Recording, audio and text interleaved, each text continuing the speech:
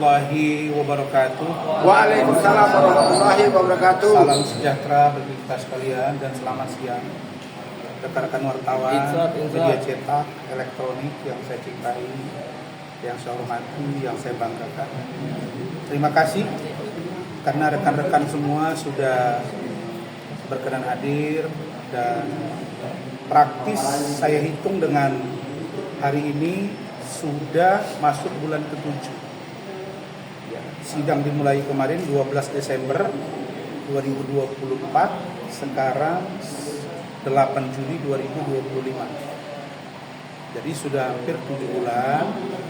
Atas kesetiaan teman-teman, walaupun ada yang kadang datang, ada yang tidak, tapi tetap dikawal oleh media. Saya appreciate. Yang kedua, saya ingin sampaikan bahwa persidangan hari ini dalam rangka pembacaan tuntutan dari jaksa penuntut umum kepada saya, Razman Arif Nasution, ditunda untuk 1 minggu ke depan. Hakim tadi menginginkan besok karena mereka katanya akan bertugas ke tempat lain.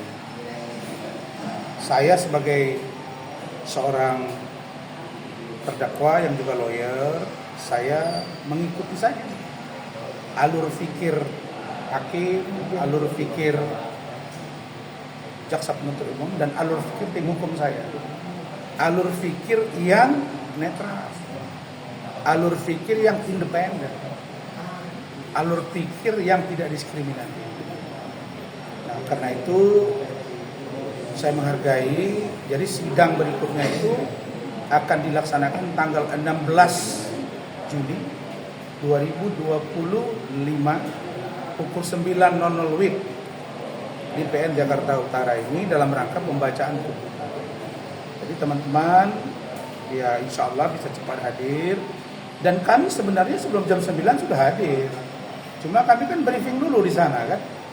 Nggak mungkin kita sini ngumpul-ngumpul, ada yang belum sarapan, ada yang mau ngobrol dan lain sebagainya. Itu poin satu. Poin yang kedua, saya ingin menyampaikan bahwa, halo, tolong diam. Oke, jangan berisik lah. Bahwa terkait dengan tuntutan yang disampaikan kepada saudari Putri Ikrima Aprilia alias Ikrimah Kim yang dituntut 6 bulan penjara, denda 100 juta rupiah, subsidiar 2 bulan penjara, dan permintaan masuk tahanan. Tuntutan dimaksud sesungguhnya menurut kami dari tim hukum, terutama saya, untuk Iklimah ya, untuk Iklimah Kim itu sudah sangat ringan.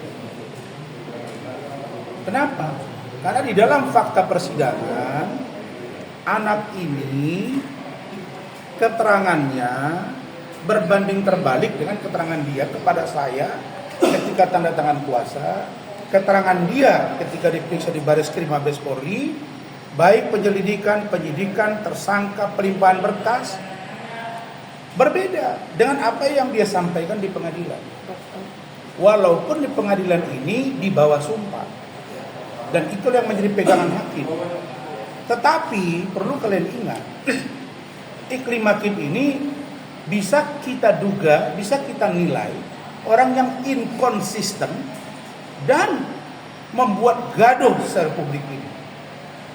Kenapa saya bilang gaduh? Semua mata tertuju ke persoalan Iklimah Kim versus Hotman, Iklimah Kim versus Razman.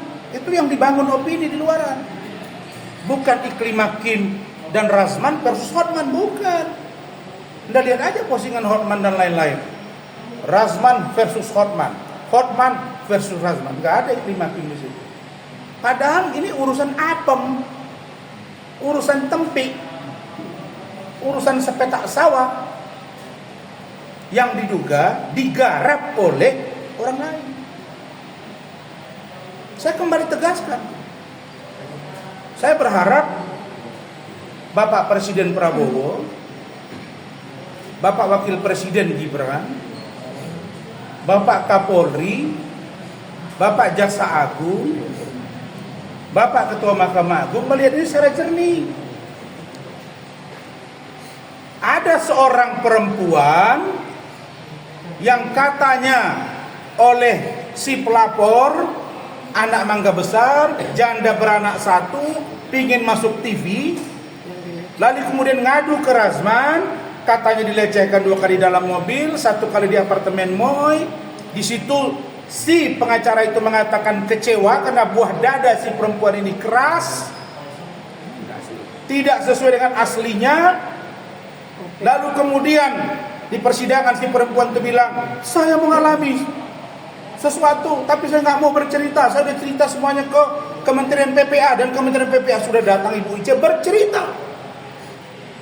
Di bawah sumpah mengatakan ada perbuatan pelecehan 2 kali dalam mobil, 1 kali di apartemen Moy, dan 1 kali di klub. Apalagi yang harus didustakan dari fakta-fakta ini? Maka saya katakan urusan tempi ini, apem ini, sepetak sawah ini jangan membuat gaduh. Jadi saya berharap petinggi negara ini mari kita cerdas dan cermat. Kenapa saya bilang harus cerdas cermat? Bayangkan kalian aja hampir 7 bulan datang mengikuti kasus ini. Saya udah bilang kepada kepada saya sebut namanya si Hotman misalnya. Saya bilang, kau tuh jangan jadi orang bodoh. Jangan jadi orang bodoh. Bukan nuduh kau bodoh. Jangan jadi orang bodoh. Saya juga gak mau jadi orang bodoh. Saya mengerti perasaan kau kalau kau selama ini memang dapat informasi dari seorang Iklim Hakim yang mengatakan bahwa dia tidak pernah ngomong dilecehkan ke saya. Saya juga mengerti perasaanmu kalau Iklim Hakim bilang tidak pernah tanda tangan kuasa ke saya. Saya juga mengerti pikiranmu, perasaanmu kalau Iklim Hakim itu ngomong ke saya bahwa ngomong kepada kalian mengatakan bahwa dia tidak pernah menyuruh saya untuk dipublish. Di 3 tahun itu, rentang waktu 3 tahun itu, Hotman, saya paham. Tapi harusnya begitu di persidangan ini dibuka, kau buka matamu dengan terang. Nah, ternyata perbuatan itu ada. Benar nggak Bu Ida? Benar nggak? Ada semua. Nah sekarang pertanyaannya, apa untungnya urusan apem ini sampai gaduh?